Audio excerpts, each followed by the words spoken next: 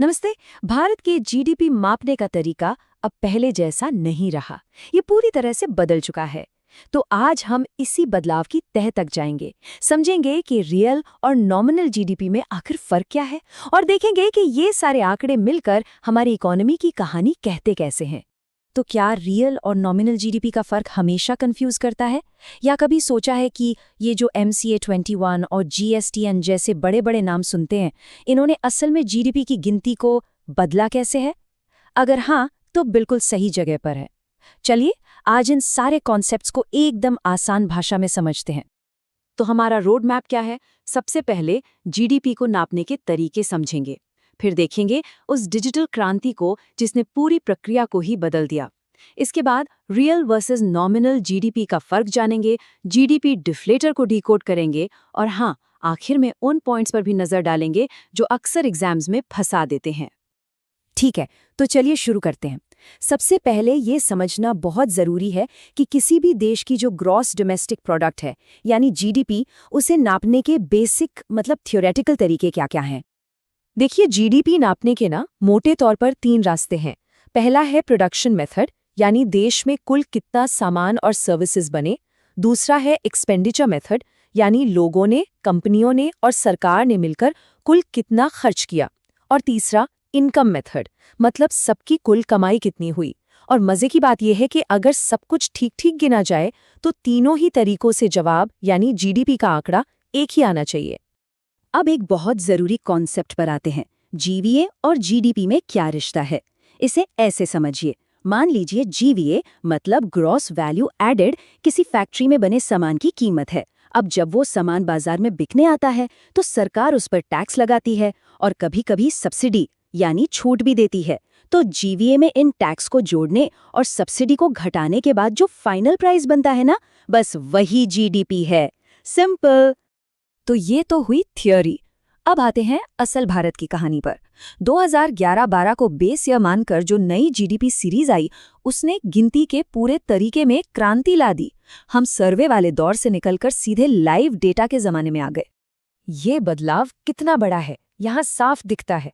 सोचिए, पहले क्या होता था? कुछ चुनी हुई कंपनियों से सैंपल लेकर सर्वे किया जाता था, मतलब एक तरह का अंदाजा। पर अब MCA21 और GSTN जैसे प्लेटफॉर्म से लगभग हर कंपनी का लाइव डेटा सीधा सरकार के पास आता है। ये अंदाजे से हकीकत तक का सफर है। तो ये है भारत का नया digital tool kit. MCA21 portal से लाखों कंपनियों के फाइनेंशियल रिकॉर्ड्स मिल जाते हैं, जिससे कॉर्पोरेट सेक्टर के जीवीए का पता चलता है।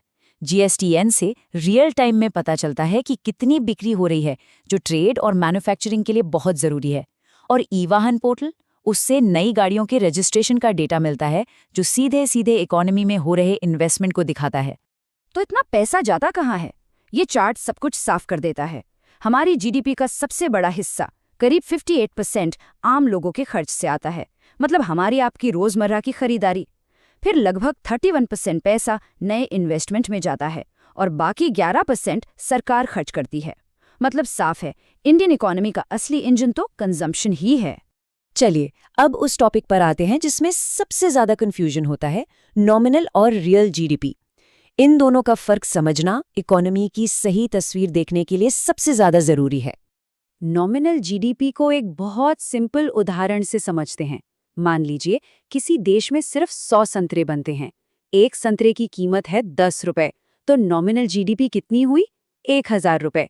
अब अगले साल भी 100 ही संतरे बने, लेकिन महंगाई की वजह से कीमत बढ़कर 12 रुपए हो गई, तो अब नॉमिनल जीडीपी हो गई 1200 रुपए।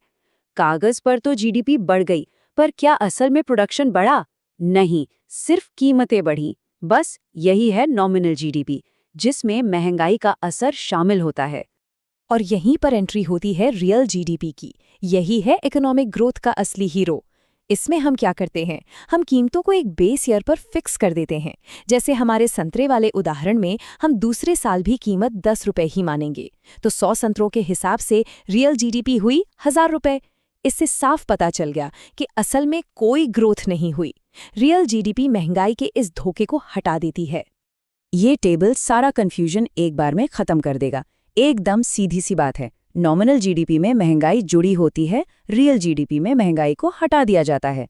और सबसे ज़रूरी बात जो याद रखनी है, जब भी अखबारों में या न्यूज़ में जीडीपी ग्रोथ की बात होती है तो वो हमेशा हमेशा रियल जीडीपी ग्रोथ ही होती है। अच्छा, अब आते हैं एक और ज़बरदस्त टूल पर, जीडीपी डिफ्लेटर। इससे पूरी इकोनॉमी में महंगाई नापने का सबसे बड़ा और सबसे अच्छा पैमाना माना जाता है। ये एक ऐसा टूल है जो पूरी इकोनॉमी में कीमतों में हुए बदलाव की कहानी बताता है। ये बात जीडीपी डिफ्लेटर की अहमियत को बिल्कुल साफ कर देती है। देखिए, ये सीपीआई की तरह किसी फिक्स्ड बास्केट पर काम नहीं करता है, बल्कि देश में जो भी नया सामान या सर्विस बन रही है, ये उन सब की कीमतों में आए बदलाव को पकड़ता है। और इसका फॉर्मूला तो बहुत ही आसान है। नॉमिनल जीडीपी को रियल जीडीपी से डिवाइड कीजिए और 100 से मल्टीप्लाई कर दीजिए। अगर जवाब 100 से ज़्यादा आए तो समझ जाइए कि बेस ईयर के मुकाबले कीमतें बढ़ी हैं, मतलब महंगाई आई है। अब जीडीपी डिफ्लेटर और सीपीआई में एक बहुत बड़ा फर्क है, इसे ध्यान से समझिए। सीपीआई जो है वो हमारी शॉपिंग लिस्ट की तरह है, जिसमें इंपोर्टेड फोन या पेट्रोल भी शामिल हो सकता है। लेकिन जीडीपी डिफ्लेटर सिर्फ और सिर्फ देश के अंदर बनी चीज़ों की कीमतें देखता है। तो कह सकते हैं कि ये मेड इन इंडिया महंगाई का सबसे सच्चा इंडिकेटर है। चलिए इसको भारत के असल आंकड़ों से समझते हैं। फाइनेंशियल ईयर 2024 का नॉमिनल जीडीपी लेते हैं और उसे रियल जीडीपी से डिवाइड करते हैं। हमें मिलता है 1.691। अब इसे 100 से गुणा करते हैं तो डिफ्लेटर आता है 169.1। इसका मतलब क्या हुआ? इसका सीधा सा मतलब है कि बेस ईयर 2011-12 के मुकाबले 2024 में ओवरऑल प्राइस लेवल 69.1% बढ़ गया। और अब आते हैं इस चर्चा के सबसे ज़रूरी हिस्से पर, खासकर उन लोगों के लिए जो एग्जाम्स की तैयारी कर रहे हैं। यहाँ हम उन आम गलतियों और ट्रैप्स पर फोकस करेंगे जहाँ अक्सर लोग फंसते हैं। इस डेटा रेवोल्यूशन का स्केल देखिए। पहले कहाँ सिर्फ 5000 कंपनियों का सैंपल होता था और अब कहाँ MCA 21 पोर्टल से सीधे सीधे करीब 10 लाख कंपनियों का डेटा इस्तेमाल होता है। ये कोई छोटा मोटा सुधार नहीं है, ये एक्यूरेसी में एक ज़बरदस्त छलांग है। एक और बहुत कॉमन ट्रैप है बेस इफेक्ट। मतलब अगर पिछले साल का बेस बहुत कमज़ोर था, जैसे मंदी के बाद, तो थोड़ी सी भी रिकवरी बहुत बड़ी ग्रोथ रेट की तरह दिखेगी। ये आंकड़ा भ्रामक हो सकता है, इसलिए ग्रोथ रेट देखते समय हमेशा ये ज़रूर देखें कि तुलना किस बेस से हो रही है। ये हैं कुछ आम गलतियां जिनसे बचना है। नंबर 1, जीडीपी ग्रोथ रेट का मतलब हमेशा रियल जीडीपी ग्रोथ होता है, नॉमिनल नहीं। नंबर 2, जीवीए और जीडीपी एक ही चीज़ नहीं है, जीडीपी में नेट टैक्स जुड़ते हैं। और नंबर 3, भारत अब SNA 1993 नहीं बल्कि लेटेस्ट ग्लोबल स्टैंडर्ड SNA 2008 को फॉलो करता है। मतलब हमारी गिनती दुनिया के सबसे एडवांस तरीकों से होती है। तो आज के हमारे सबसे बड़े टेकअवे क्या हैं? पहली बात, भारत की जीडीपी गिनती अब सर्वे के भरोसे नहीं बल्कि MCA 21 और GSTN जैसे लाइव डिजिटल डेटा से होती है। दूसरी, देश की असली तरक्की का आईना रियल जीडीपी है, क्योंकि इसमें महंगाई का असर नहीं होता। तीसरी, पूरी इकोनॉमी में महंगाई का सबसे बड़ा इंडिकेटर जीडीपी डिफ्लेटर है। और आखिरी और सबसे ज़रूरी बात, ऑफिशियल जीडीपी ग्रोथ हमेशा रियल जीडीपी ग्रोथ होती है। तो हमने देश के अंदर की कमाई यानी जीडीपी को तो समझ लिया, पर जब इसमें विदेश से आने वाली कमाई जुड़ती है तो कहानी कैसे बदलती है? क्या जीडीपी ही इकोनॉमी का सब कुछ है? इन्हीं सवालों के जवाब ढूंढेंगे हम अपने अगले विश्लेषण में, जब बात होगी जीएनपी और एनएनपी की। तब तक के लिए सोचते रहिए।